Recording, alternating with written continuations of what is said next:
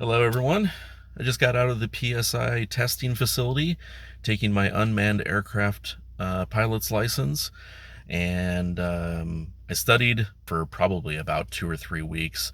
I passed with 92%, which I was really surprised with. There was a lot of questions that I was not familiar with. Maybe not a lot of questions, but there were like one thing I was not familiar with was they asked about the aft payload weight for an unmanned aircraft, and I did not study that at all because I'm not flying an airplane model. I'm just doing drone footage and stuff. So definitely brush up on that just for a little bit, just so you get kind of an idea of like aft payload weight, that kind of a thing, because that might be on the test.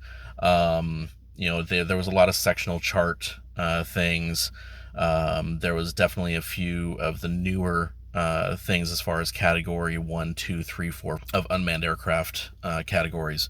So definitely brush up on those as well. There's a few different videos that I watched multiple times to kind of get an idea of what I should take. And then, of course, I looked at the videos that were more recent because a lot of things changed, especially in April of 2021.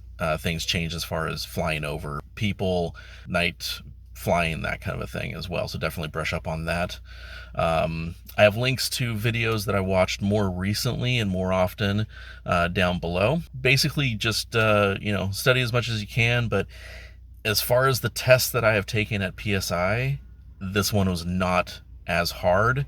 But of course, I'm kind of a stressful person, so I get stressed for testing anyway, and so that kind of built on that as well. So, anyways, yeah. So definitely look out for more videos from me with drone footage, because now that I am actually certified, I'm definitely going to do more of that. So comment down below if you have any questions, or what your experience was with the PSI testing.